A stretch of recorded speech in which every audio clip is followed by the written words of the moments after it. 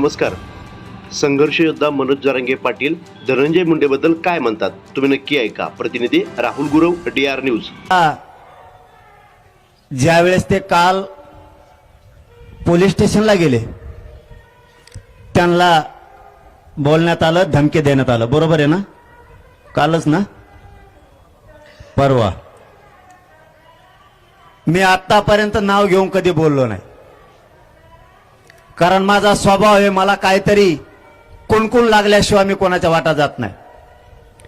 पण यापुढं आमचे संतोष भैया तर आता गेलेतच, पण यापुढं जर त्यांचे कुटुंबीय आणि धनंजय भाऊ देशमुख आणि त्यांच्या कुटुंबियाला जर धक्का लागला तर धनंजय मुंडेला रस्त्याने सुद्धा फिरून देणार नाही. आमचा एक भाऊ गेला, तो आता आम्ही सहन केला. या मुंड्याचं आणि फिंड्याचं आम्ही तोंडावर नाव सुद्धा घेतलं नाही, हरामखोर अवलादीचं. पण जर देशमुख कुटुंबियांना जर यापुढे त्रास झाला तर एकाला सुद्धा रस्त्याने फिरू देणार नाही. आणि परभणीकरांच्या सगळ्या बांधवांना आज सांगतो,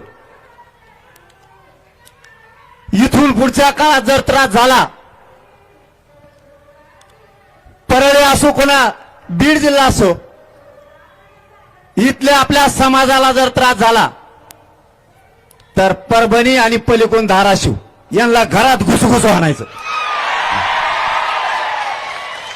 जर इथून पुढे यांनी लोकांना आता त्रास दिला तर परभणी जिल्हा आणि पलीकडून धाराशिव एकदा यांना बघायचंच.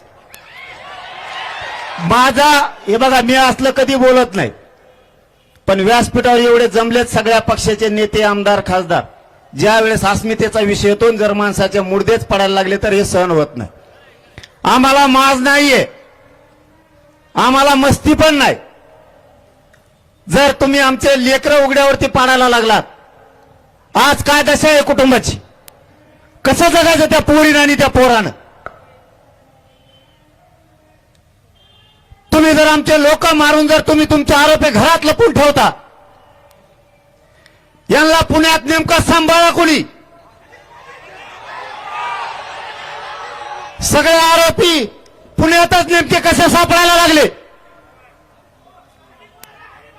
सगळे आरोपी हे पुण्यातूनच सापडतात. याचा अर्थ तुमच्या सरकारमधले मंत्रीचे आरोपींना सांभाळायला लागलेत, या खंडणीमधल्या आरोपींना आणि हत्येतील आरोपींना, या दोघांची नार्कोटेस्ट झाली पाहिजे आणि त्यांना सांभाळणाऱ्या सगळ्यांना सह आरोपी केलं पाहिजे. हे फाशी तर होणारच आहे. फाशी जर नाही झाली ना, मग आता कोणतरी म्हणले, मला वाटतं खासदार का कोण म्हणले, की 4 सीट कच्चं होईल.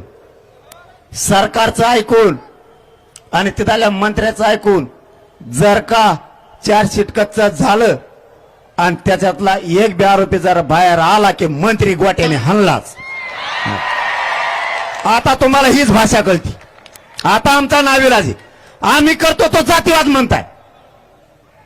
संतोष भैया देशमुखांना जर आम्ही न्याय मागितला तर आम्हाला जातीवादी म्हणता. ही तुमची कोणती भाषा आहे? हे नवीन षडयंत्र सुरू झालंय. आपण जर संतोष भैयाकडून बोललो, आपल्याला म्हणते हे जातीवाद करायला लागले. हे तुम्ही नवीन शब्द आणि षडयंत्र आणलंय. आम्ही संतोष भैयाकडून बोललो की आम्ही जातीवादी, आणि तुम्ही आरोपीला सांभाळतात ते काय? तुम्ही आरोपीला गाड्यात घेऊन पळतात ते काय? आणि संतोष भैयाला क्रूरपणे तुम्ही मारलं, तो जातीवाद नाहीये का? आम्ही आरक्षण मागितलं की आम्ही जातीवादी, आणि तुम्ही कोणाचाही वरबडून खाताय, मग तुम्ही जातीवादी नाही? यांना काय म्हणायचं ते म्हणू द्या. इथून पुढच्या काळात आपण सावध राहा. जर या समाजावर अन्याय व्हायला लागला तर आपल्याला सुद्धा गावात यांना घरात घुसून बाहेर काढावं लागणार आहे.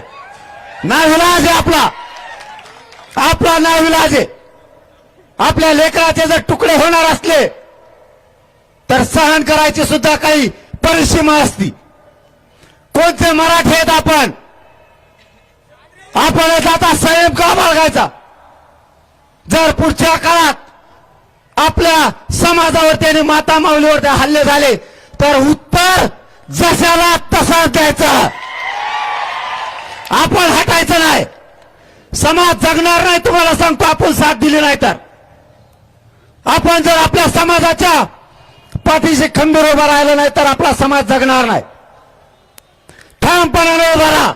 ते संदीप क्षीरसागर ओबीसीच आहे, कचाकच होलेलं इथे होऊन जाऊ द्या. त्या अण्णाला तर सुंबरच नाही राहिलं. ते तर असं खिची देत, वेगळंच खिची देत. कसलं गण असलेच पाहिजेत राव. हे असाचा विषय नाही. हे असलेच पाहिजेत. यांच्या मुंडक्यावर पाय देणारे असलेच पाहिजेत. यालाच मराठी म्हणतात. जो आमदार तो कुठल्याही पक्षाचा असू द्या, महायुती असू द्या नाही तर महाविकास आघाडी असू द्या, जो आपल्या बाजूला बोलन या महाराष्ट्रातल्या मराठ्यांनी त्याच्या पाठीमागे ठाम उभा राहायचं. त्याला उघडं पडू द्यायचं नाही. नेतृत्व पितृत्व जाऊ द्या खड्ड्यात तिकडं. समाजाच्या बाजूनं त्यांनी ताब्द देऊन देईन डबल. मग त्यांना कचका कळण परभणी कशाला म्हणतात आणि धाराशिव कशाला म्हणतात. दांडे मूळच तर मागे सरकत नाहीत. मग आम्ही यांना करू देच. आता यांनी फक्त देशमुख कुटुंबियाला डबल त्रास देऊ द्या. मग यांना कचका सांगूच. आता यांना त्याचा थोडं सापडून द्या. त्याला थोडं सापडून द्या. त्याला सुद्धा वाजवतो मी, त्यालाही सोडित नाही. आपलं ना डायरेक्ट नाव असतं. आपलं ते दाटोमोठी नाव नसतं त्यांच्यासारखं आकान बोकान हाकीनन फाकीनन. आपण असल्या अंदाज नाव नाही घेत. उलसिक सापडा की डायरेक्ट नाव. आणि त्यांनी मध्ये नाही टाकला की त्याला आम्ही राज्यातच नाही फिरून देत. हा, त्याला राज्यात फिरून देत नाही. तो फक्त थोडा बी तो धनंजय मुंडे याचा सापडू द्या किंवा क्ल्यू मिळू द्या. याला राज्यातच फिरू देत नाही आपण. याला सुट्टीच नाही. आता तुम्ही धनंजय देशमुखला धमक्या देता. माजुरी आवडते का तुमची? त्या बिचाऱ्याचा भाऊ गेलाय. त्या लेकीच्या डोळ्यात पाणी. तपासा. तुमच्या जातीचे अधिकारी हस्तक्षेप करायला लागलेत म्हणून ते धनंजय देशमुख बिचारा रात्रंदिवस मोटरसायकल हिंडताय. आपल्या भावाला न्याय मिळाला पाहिजे म्हणून ते वन फिरताय साडूला घेऊन. तुम्ही त्याला धमक्या देता. देशमुख कुटुंब एकटं नाही. या राज्यातला सगळा मराठा समाज देशमुख कुटुंबाच्या पाठीशी आहे. आणि वेळ पडली तर दांडे घेऊन ये. तुम्ही हक्काचं काम नाही. तो तुमचा एकट्याचा भाऊ नाहीये. तो आमचा सगळ्यांचा भाऊ आहे. ज्या दिवशी तुम्हाला अडचण वाटेल त्या दिवशी जर कायद्याने न्याय दिला नाही तर हा मनोज जरांगे आणि व्यासपीठावर बसलेले आणि समोरचे सगळे मराठे तुमच्या भावाला नक्की न्याय देणार. ही शब्द आहे आमचा तुम्हाला.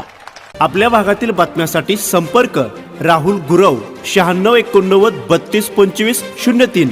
चला तर मग आजच संपर्क साधा आपल्या भागातील बातम्यांसाठी.